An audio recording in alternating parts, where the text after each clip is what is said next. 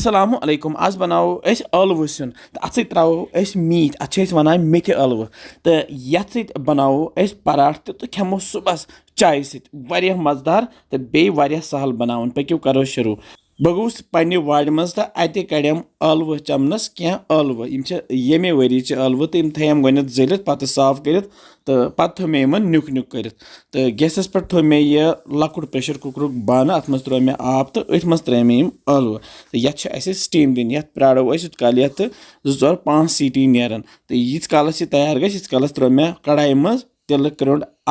steam लगित ٲلوٕ ती यपर वन तैयार तो यम फिरहोक ये छान मज तो फ्यानोस यह आब ज़्यादा ब्रिस गशन ٲلوَن गसन क्या बस 70% गसन तैयार गसन अमे पत त्रो मे ये ताय मज गंड उड़ निकलत यह अड़ुक उड़ गंड अत मे नुक नुक कोर्मुत तो ये मज करहोन ये तिलस मज तैयार तल मे गैस थोमुत लो तह प्राड़न यूत काल थोड़ा सा हल्का जर दिव गस अम पे त्रो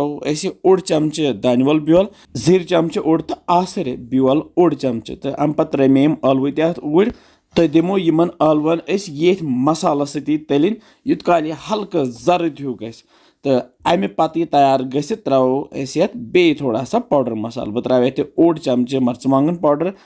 बदान पाउडर ओड चमचे तो नुन चमचे ओड तो अम पे त्रो होच मीट मुरित इथे कन सब्ज सब्ज होच मीट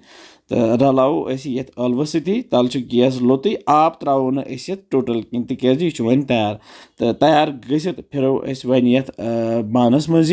वारिया मजेदार सिन तो बे बनानस मज तो सहल आसान हेको यह बतस खेत या अगर ोट खेवान च हेको यह खेत यपर बह बनावान अमे खतर यह ٲلوٕ पराठ